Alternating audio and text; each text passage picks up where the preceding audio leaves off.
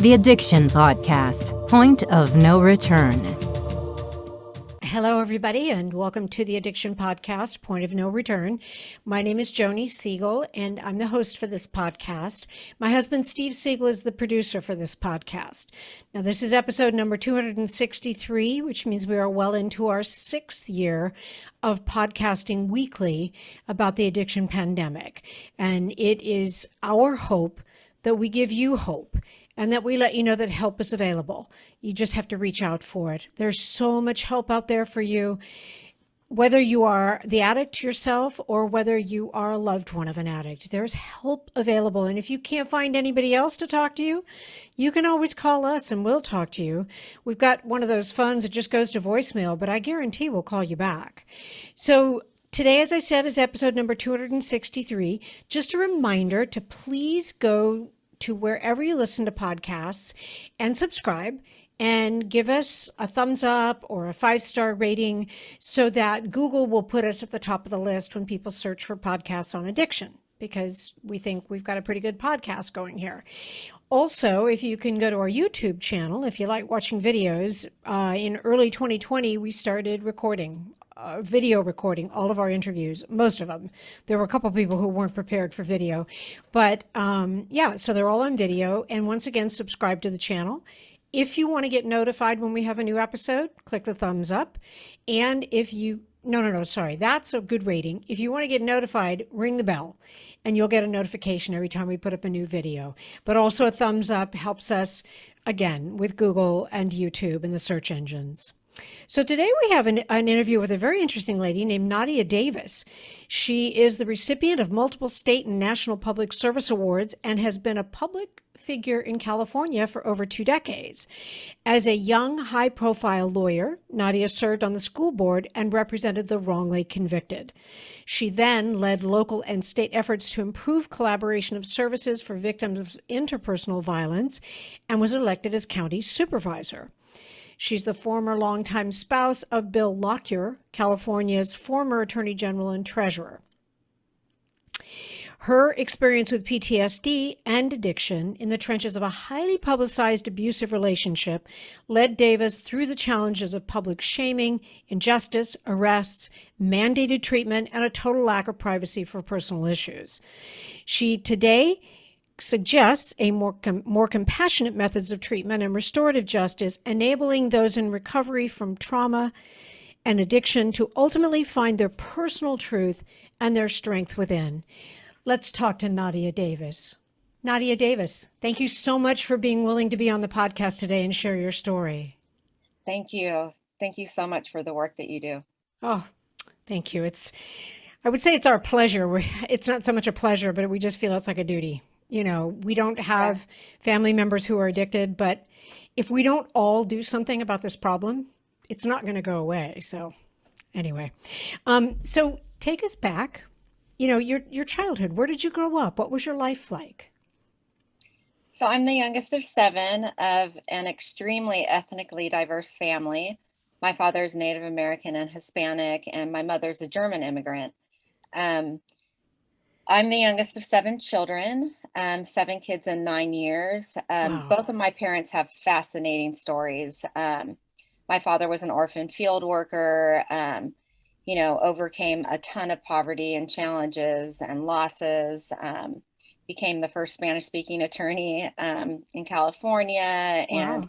And founded the Hispanic Bar and the Hispanic Chamber, and just was, a chest full of warmth in any room that he walked in. And he was my inspiration to, follow in his footsteps to become an attorney and help other people. My childhood was very busy. There was a ton going on in the house, and being the youngest, and a very close, small quarters with a lot of people. My parents did the best they could. I mean, amazing individuals each. They did not learn how to identify their own feelings, let alone sit down with a kid and say, how are you really doing? And Well, that would be, I would think that would be really hard with 7 kids anyway. I mean, totally, yes, my son has absolutely. 3, and to sit down with one of them out of the 3 and ask that question, Right. you know, But yeah. I say this because I like to a lot of people, do ACA work or things of that sort, codependency and things of that sort. And I want to encourage people that have trauma in their past or anything of that sort, that work is super crucial. But sometimes it can be a source of gratitude, because we can look at generational progress, while we're trying to prevent generational trauma or addiction patterns. My story very much relates to the two. So I say that because I want to get into, kind of a concept of relating to the world that I now understand that I didn't for years, that most of us have. It was, racial bullying, molestation by a doctor, a lot of things where when we don't learn as a child, I would hide in the closet and there'd be all this stuff going on around me. And so it kind of, through trauma work, I learned it created this parts in me that was kind of like very survivalistic. So as a child, my roles, were to save the world. I was very outgoing, very imaginative, from projects and crafts to, student government, throughout. And, I was bullied in elementary school, but, later became, in student government and, the basketball homecoming queen and things of that sort. And I loved projects. That was how I found my purpose. And my parents inspired me so much. They, with 7 kids, helped the Vietnamese refugees. My father was a bridge builder between political parties, and we hosted a lot of events and things. So I escaped in that while not dealing with some pretty significant trauma that I didn't even really know how to. I didn't even know it was that. So I then, I have 3 brothers and 3 sisters. I was not supposed to be born. And entered UCLA. I was the first of the children to go to a university, and had the goal again of saving the world. I was a sociology major with a specialization in juvenile justice, and picked myself up and again was heading towards these goals. And I in the midst of all of that had an eating disorder. My father's alcoholism took a turn for the worst. I did not see the worst of it, but my family split over religious differences, and again with the inability to kind of explain or understand, to explain to a child this is what is happening. That was what I could control. How old were you when they split, Nadia? They didn't split. My mom left for Germany. I came home and the house was suddenly empty, and that was when I actually saw alcoholism at its best. I identified with my father. For once, somebody was crying. He'd sit on the floor with a drink in front of the TV, and his tears would just kind of silently fall. And I said, "Alleluia! Somebody finally has feelings, and is showing it." And at that point, I was probably only 10 when my mom went to Germany with my 2 oldest sisters, and then she did return eventually. Yet the family was kind of never the same for a long period of time. The older sisters moved out, and again, I just kind of hid into my quiet space. I entered these national contests and went to New York, and it was picking myself back up, not understanding a lot that was going on and identifying with outside projects and things. I went to UCLA. I had an experience with an extremely violent sexual assault. And it really spun me back into the same patterns. I was very prude when it comes to drugs and alcohol, in terms of I was not a drinker at all until my early 30s. I think I smoked a joint in college. So from that, I went to law school. I hid again and hadn't dealt with the rape, got myself in a intensely passionate relationship with a boyfriend at the time in college, and that became abusive. And so I decided to escape that again with a bigger goal, and went to Loyola Law School. Was really again in my element, loving what I was doing. I studied abroad human rights and environmental law after my first year of law school, and then my father abruptly passed away, just out of the blue, bam, from a heart attack, playing basketball, right, like the week before my finals in my first quarter. Oh. And I was going to drop out to care for my mother, and instead I moved home and took care of everything and commuted. And I do believe that was when I began drinking, self-medicating. It was the way I could cry. It was sitting down on the floor of my best friend Priscilla and her playing the guitar and just crying my heart out, and not really being able to process the loss other than through long drives with songs. And he was my hero. It was like my sense of a home, my sense of good in the world, everything I believed in. Like nothing made sense anymore. And I didn't feel that I had really a home base forever in my life after that, until I started doing the real, recovery work. And thus the book is called Home is Within You. Yes. But I can continue. Well, you got in, so you became an attorney, and then what was your main focus in your practice? So my main focus began very much so with a lot of like voting rights and civil rights. Okay. I returned to the heart of Orange County, where my father, had been a legacy and a local leader. And I started actually, while I was studying for the bar exam, working on some local kind of nonpartisan registration efforts with youth. And through that, I was encouraged to run for the school board. I felt closer to my father and his spirit in that area and in that work. And it really kind of like reignited, not only the unwillingness to say goodbye to him, but also just a sense like, okay, I get this. Like this is where I'm meant to be, and this is how I'm gonna improve the world.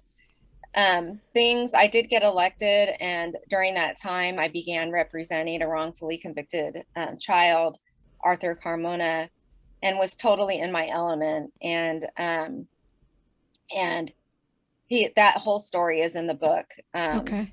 And so there's very much a justice story, as well as my whole father's story, and the Hispanic Native American heritage story is the beginning. And so he would be proud. He would be proud of what you did. Yes.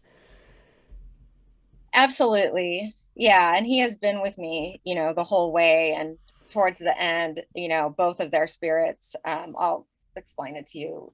Arthur eventually also passed. And, but really kind of the turning point in my sobriety was a moment where decades later, it was, reminded, like, do not forget who you are.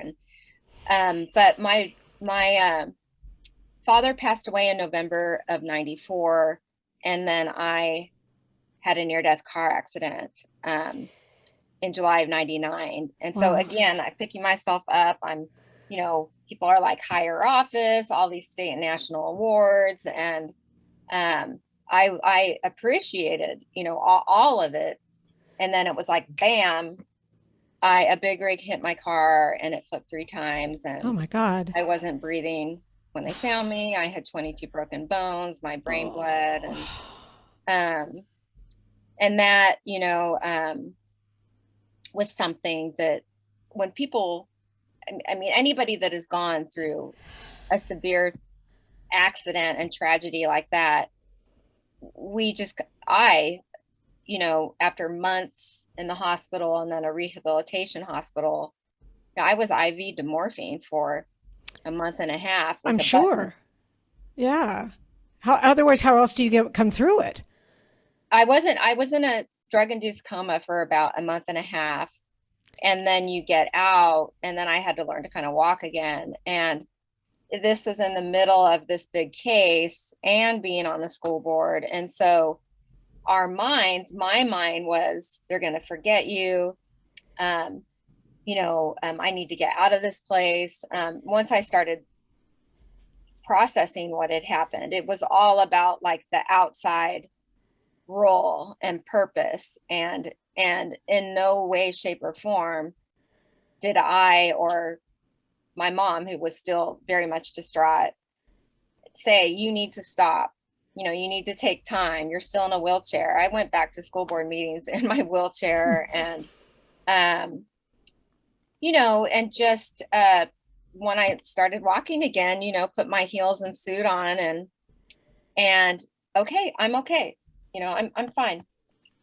The chronic pain and the near sudden death then of my best friend, Priscilla, the one who I mentioned, she died of ovarian cancer at a very young age in front of me. And it was just like, what do? You work in the day and I come home and I know I'll have my relief at night.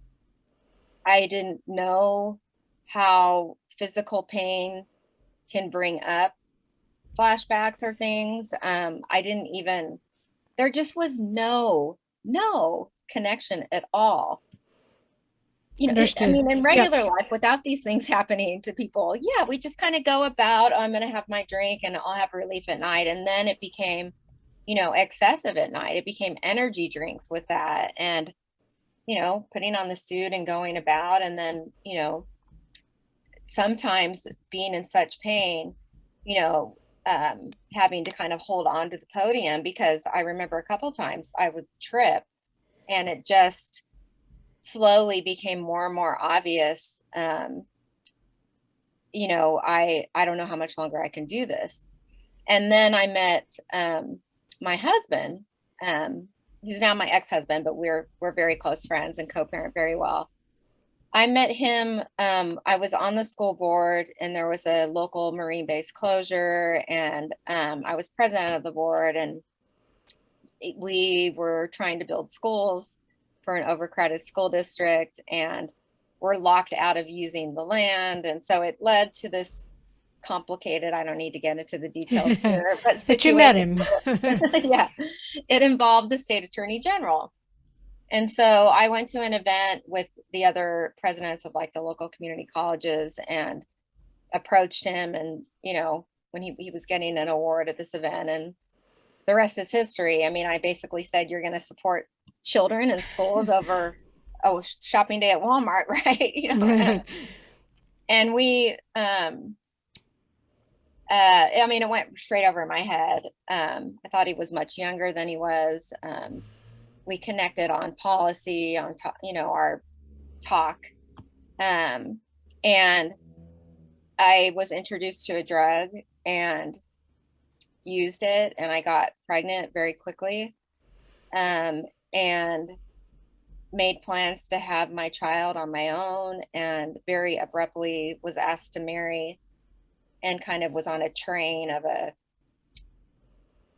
public damage control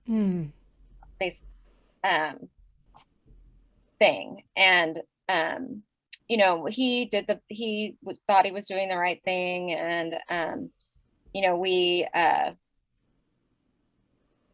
started on those, I started in a way where I felt controlled. I wasn't being married. I wasn't marrying. It just kind of happened. It was like orchestrated. And I kind of turned back and was like, what on earth just happened? Mm-hmm. This isn't love. This isn't what I had planned, certainly. So you were pregnant with his child? Yes. Okay. All right. So he was doing the right thing. I get it. And then, yeah, I mean, life, I focused on all the good things. There was so much to be grateful for. Our son, Diego, our oldest son, is an amazing, amazing human being. A chapter includes all the different adventures because we traveled a whole lot, a lot. And I just escaped completely in him. It became an extremely isolating life, being in the public eye. And it just, he was the state attorney general at the time, and left everything down south, my family, my work, everything, moved up north, was on the road. And I began having a lot of flashbacks. The age difference caught up. The chronic pain just started flaring up. So depression. And were you doing drugs at the time? Were you, No. or just alcohol? I didn't. I was, again, I am a periodic, what do you call it? Gosh, Self-medicator? No? No. Well, yes, definitely a periodic self-medicator, but when I would relapse, it would be intense. I got it. So I was never a daily drinker. It was all or nothing. Still, there were phases. There were phases where there'd be a month, and then, it was extremes. Got it. And so what started happening, however, during that time was I did start drinking to kind of prepare myself psychologically for when I either had to be in the public eye or when my husband would come home, because I didn't feel safe to mention any of my struggles, and really just became a robot. And that, worked okay for a little while. I then ran and was elected to become a county supervisor. And things just got worse. We lost a child, Arthur Carmona, who had been freed, was hit and struck by a car. My brother attempted suicide. I had taken him in, and it just was another layer of, you don't have tools as a child, you don't have tools in college, then you create these extra layers. And so at that point, it was like, my father's death, Priscilla's death, the child, the chronic pain. I just had no clue how the disease, through manipulating or through our mind is so survivalistic, and the only benefit that is non-spiritual that comes to me from being spiritual is that I can see that I am not it. Right. Then it's like I live in it. We live in it. And so it was nothing but shame, fear, self-pity, all the character defects we say. And I was a deer, with headlights when I met an individual whom, when I did seek treatment for drinking from self-medicating, I met an individual getting help, and that person, I made the grave mistake of using drugs with that person. You are listening to the Addiction Podcast, Point of No Return. For more information on the podcast, or to reach out if you have a story you would like to share with us, go to our Facebook page by the same name, or you can email us at theaddictionpodcast@yahoo.com, or go to our website, theaddictionpodcast.com, or call us at 727-314-7080. And please remember to subscribe to our podcast wherever you listen to podcasts, and give us a 5-star review. Sometimes the hardest thing about getting someone into recovery is getting them to agree to treatment. Bobby Newman, a certified drug counselor with 30 years experience and an over 85% success rate as an interventionist, has created a series of 12 videos that you can use right now to learn every step to get your loved one to agree to treatment. Call 1-833-918-0008 today and say the word podcast to get a 10% discount. Or go to newmaninterventions.com and type in the word podcast for a 10% discount. This service comes with a free 1-hour consultation with Bobby. In the midst of we were separated, but that does not matter. My husband had his own thing kind of going on, and it just became, a heavy, short-lived, intense addiction to methamphetamine. And the hardest drug, heroin is killing people. Thank God I never tried heroin. The psychosis with methamphetamine and that man being a sociopath led to layers and layers of unrecognized exploitation. He was selling pictures of me online. He blackmailed us. He threatened suicide every time I would try and leave. And it just created all these different layers that I believe was complete terror. And every time I tried to escape, there was just more threats. And so that was all publicized. And I do believe that that is what led to my first point of no return, where it was suicidality. I can continue after this, but yeah.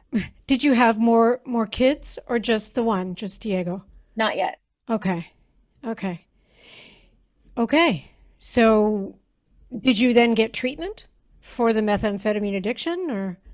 Yes. So I eventually was assaulted. I was strangled and violently assaulted by that man during a attempt to have him stop what he was doing online to me. I had worked for the DA, so the press said that she had a conflict of interest, and it went to the state attorney general's office. And so I just felt at a loss to get help. And at the point where I was going to the very perpetrator to try and get help to stop what he was doing in that victim's frame of mind, I was violently assaulted. And that ironically led me to go in to get help. And I announced my resignation. Because you were still a county supervisor, right? Yes. Okay. So I was carrying this load. I had led a victim rights agency, the Family Justice Center, prior to becoming a county supervisor, and just was so psychologically terrorized by this man. And the press made it this kind of sex scandal. And well, of course, that's because that's what the press does. Yeah, it just was shame. I mean, let alone my own, the outside, I felt I couldn't walk into an AA meeting, and who on earth was going to help me? My husband was the top cop, and he wasn't, he was just afraid of everything going public, which eventually it did. And so, so he was also afraid of his own stuff coming out. So it just became like, am I protecting him? And it just was so all consuming and overwhelming. Now I say my story is similar, though. It sounds like it's all different because we were in the public eye and the press and blah, blah, blah. But it is the same layers of subjective, terror and agony when you are in an abusive relationship and there's drugs involved. And all other unaddressed mental health issues. I mean, you see no way out. Right. And no matter how much I loved my child, I felt in my sickness and in my addiction that I was causing him hardship by fighting for us. I made, so I did go into treatment up north. I made the grave mistake of leaving after they said, you are part of this dyadic abusive relationship. You need help, like serious trauma treatment, because I was a county supervisor and the press had an empty seat at the board meetings, pictures. And so I left against the advice of my therapist at the time. And I eventually left my husband. I packed everything and I ran down to family in Southern California in my attempt to get sober with my child, and made one last trip up north after coming down here and got more drugs. I didn't even use them, but my sister found them. And so I was arrested down here for the first time. And thus I made the story that was being said true. Mm. Understood. And the road, that was August 28th of 2012. And that was where the 7-year journey really began. Okay. So you went to jail, or did you go to jail? I went to jail for several days, and then I did go into a year of mandated treatment, where during the summer my son could be with me. My husband flew him down every weekend, so we could see each other. It was a horribly painful thing as a mother, and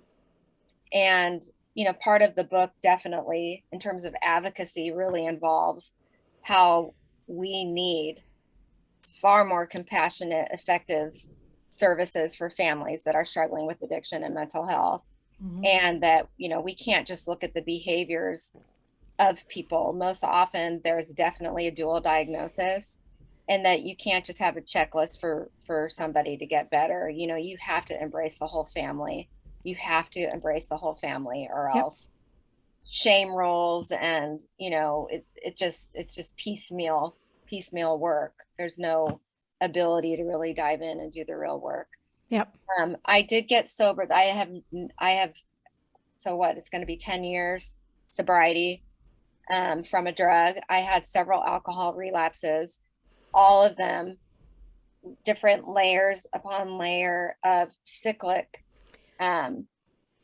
exactly the same things. There'd be flashbacks. I disassociate. I kept trying to prove my truth. That man went unprosecuted. There was many other women who he did the same thing to. And it was just like this, I'm trying to rebuild my life. Don't you know my truth? Yep. I'm a good person, Yep. And I couldn't rebuild my life. Everything was on the internet. At least I thought. Mm. So, the first layer was exposure to the rooms, of Alcoholics Anonymous and Narcotics Anonymous, knowing there's another world of support and help. The second most definitely was the first language of trauma. The last was a lot of the chronic pain, but there was a relapse after that.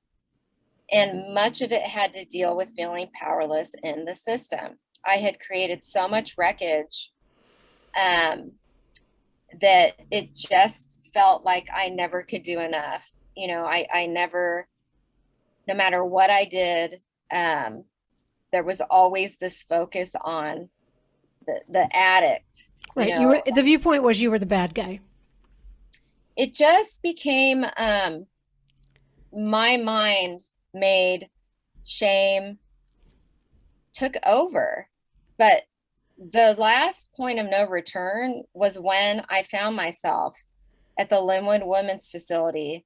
I had been put on probation for drinking and driving, and I had admitted that I had had a drink. I stopped it. So the last relapses were like, oh my God. First, I'm running to stand still, drink. I don't even know what's going on. Another 18 months pass. Then it's, I know what I'm doing. I don't know how to stop this. An arrest. Then it was almost 2 years sobriety. And during that time, my husband and I reunited, and we did have twins. Uh-huh. Girls or boys? We have fraternal twin boys. Okay. Yeah, I can show you a picture. We have fraternal twin boys. I had them when I was 44. I was going to have I wanted to adopt. I was going to have another child just on my own. And my ex-husband said, let's just give our oldest a sibling. And so we did it the non-traditional way. And I did not expect twins. Their birth certainly, reignited the tiger mama connection. Not the tiger mama. The tiger mama was always there, but it reignited that tiger mama connection that as parents, if there's any parent out there struggling, that yearning to give your child, that conviction of their worth and to know who they really are and that they're not their grades or any of that. In doing it a second time around, I really realized that I had to start doing that for myself, that my children, no matter how much I loved them and that role, that couldn't be the reason that I was getting sober. It couldn't be, nor to, prove people wrong, to, also know, I knew that when I drank, I became suicidal. I knew, so I began addressing the mental health. And after my last relapse, I ran straight back to where I had gone first, years before that.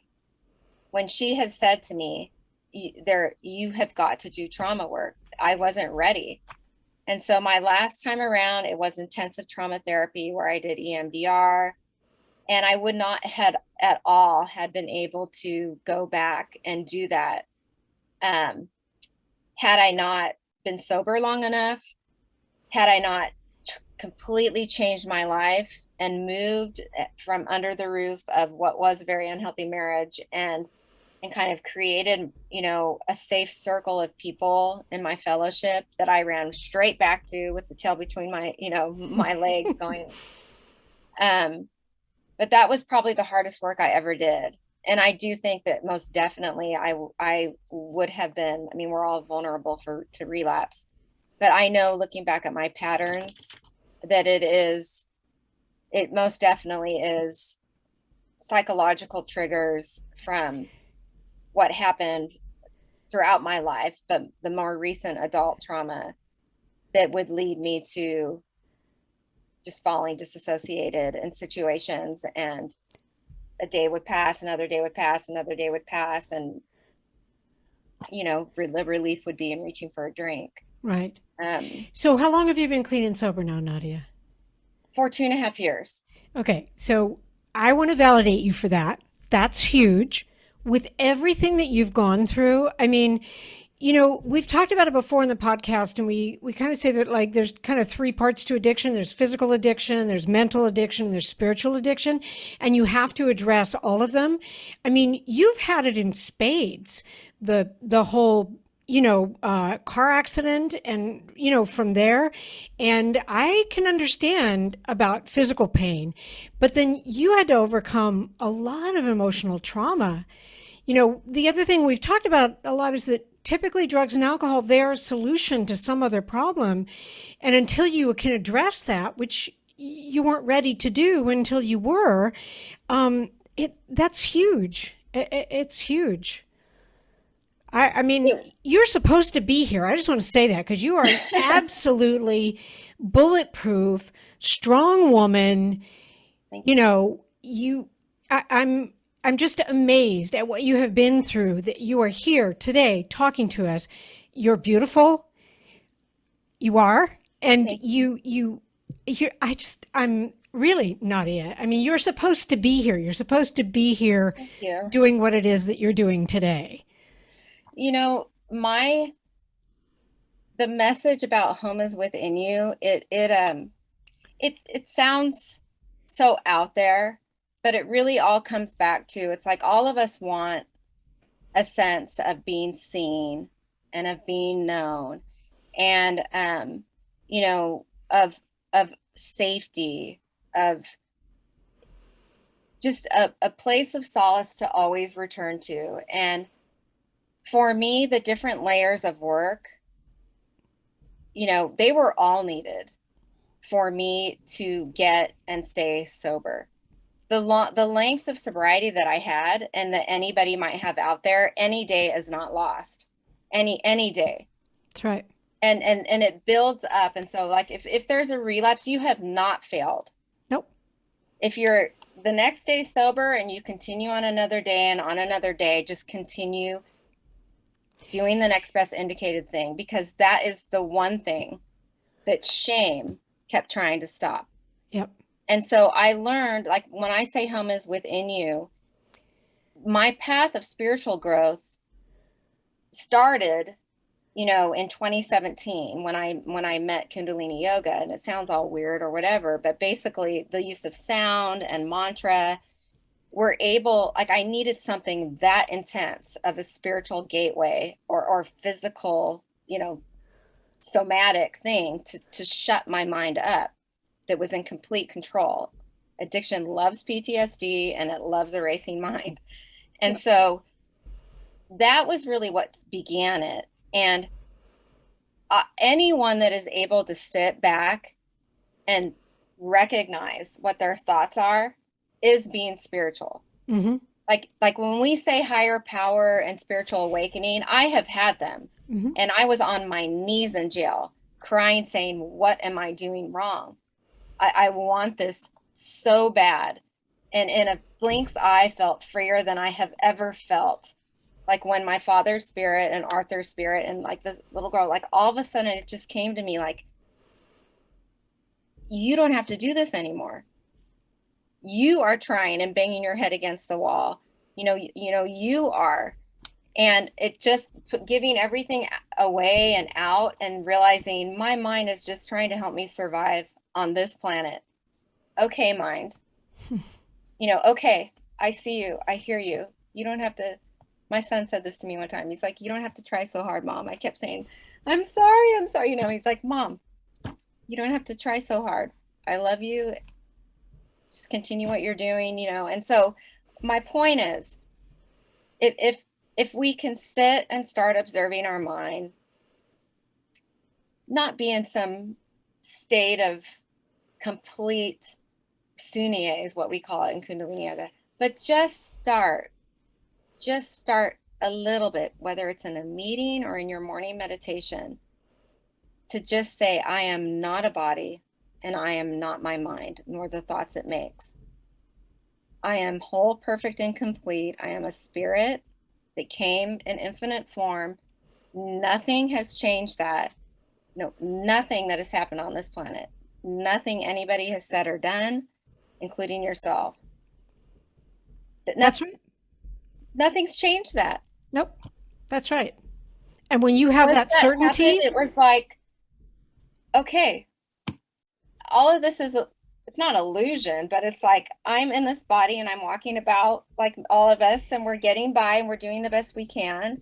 Exactly. But we're all spirits. Yep. And when you have that certainty for yourself, that's, I think, the start. Whether it comes from yoga, whether it comes from some sort of a spiritual experience, whether it comes from a higher power, that's where you have to get to. It's really where you have to get to. And that's what I mean when I say you're a strong lady. Yeah.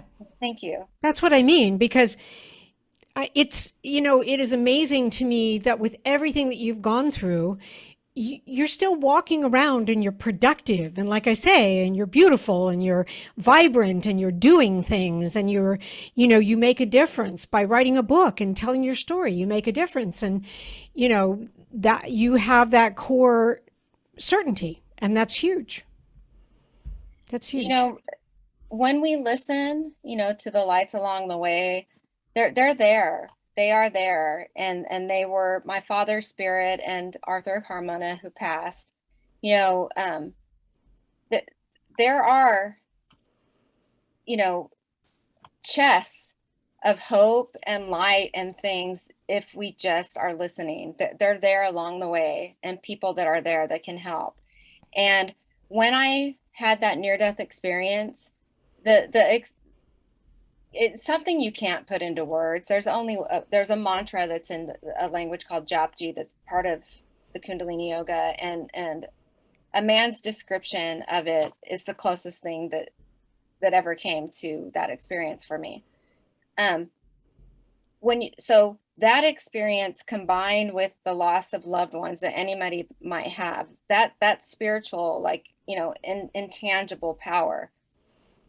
When you think of somebody that you love that's alive, that's like an aura and an energy. And it is that you can tap into inside, or the power of a group of people and the fellowship. Like, nothing can take that away. Not the drink in front of you. Nothing. And so that is what I kept trying to strive to find again in the drug, or in the arms of a man, in the drink. It was that experience. And so the irony is getting back to what I saw was the only truth. The only truth. I'm blessed in irony to have had that experience, and now in sobriety to be able to tap into it, in this body. But anybody can. And, the work that you're doing and the hope that we can share in words like that, that's it. I think you're right. I absolutely think you're right. Nadia, thank you for talking to us today. Thank you for sharing your story. Thank you. I hope it helped you to share your story. It was kind of a painful one, and I hope. Oh, I hope this it is helps. a hopeful story. Absolutely, it's a totally hopeful the story. Title. Yeah. Yeah. Anybody out there too that needs a copy, that wants a copy, I'd be more than happy to send you one.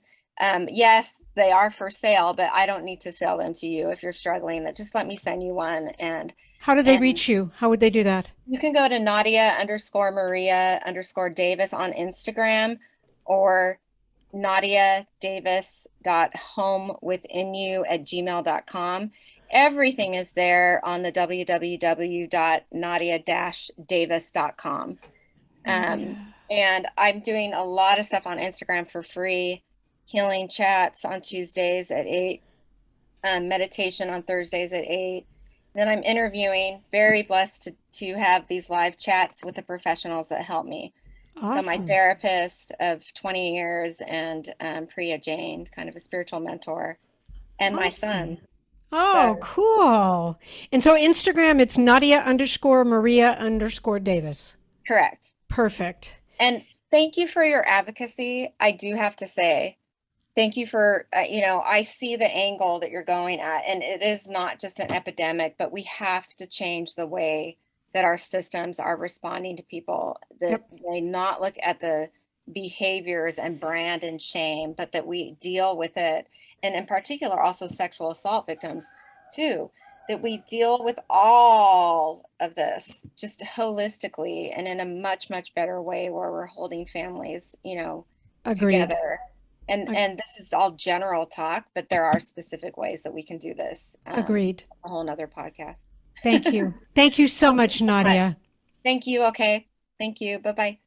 Well, if that's not an inspirational story, I don't know what is. With everything that she's gone through, and she has come out the other side, and she is positive, and she is productive, and she is giving back to society.